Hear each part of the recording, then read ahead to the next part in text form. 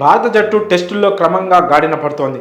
వన్డేలు టీ20లో అదరగొడుతున్న team India long ఫార్మాట్లో కాస్త వెనకబడింది. అయితే మళ్ళీ టెస్టుల్లో తన హవా చూపిస్తోంది. ఇంగ్లాండ్తో జరుగుతున్న 5 టెస్టుల సిరీస్లో 2-1తో ఆధిక్యంలోకి దూసుకెళ్లడమే దీనికి ఎగ్జాంపుల్గా చెప్పొచ్చు. ఇంగ్లీష్ టీంను భారత్ వరుసగా 2 మ్యాచ్ల్లో చిత్తు చేసింది. ఈ విజయాల వెనుక శుభ్మన్ గిల్ లాంటి యంగ్ బ్యాటర్ కాంట్రిబ్యూషన్ కూడా ఎంతగానో ఉంది. ఇటీవల కాలంలో వన్డేలు టీ20లో అద్భుతంగా రాణిస్తూ టీమిండియాలో కీలక ఆటగాడిగా ఎదిగిన గిల్ టెస్టుల్లో మాత్రం దారుణంగా ఫెయిల్ అవుతున్నాడు.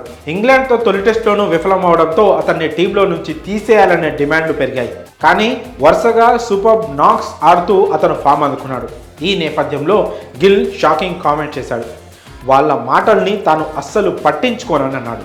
ఇంగ్లాండ్తో సిరీస్లోని తొలి టెస్ట్లో ఫస్ట్ ఇన్నింగ్స్లో 23 పరుగులు చేసిన గిల్ రెండో ఇన్నింగ్స్లో గోల్డెన్ డక్గా వెనుదిరిగాడు.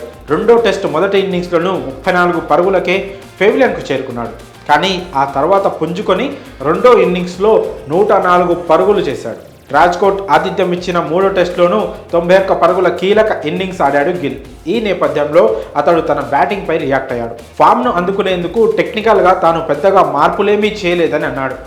తన మీద తాను పెట్టుకున్న అంచనాల ఒత్తిడిని తట్టుకోవడమే ఇంపార్టెంట్ అని చెప్పాడు. బయటి వాళ్ళు ఎవ్వరు ఏమన్నా తానేమీ పట్టించుకోనని తెలిపాడు.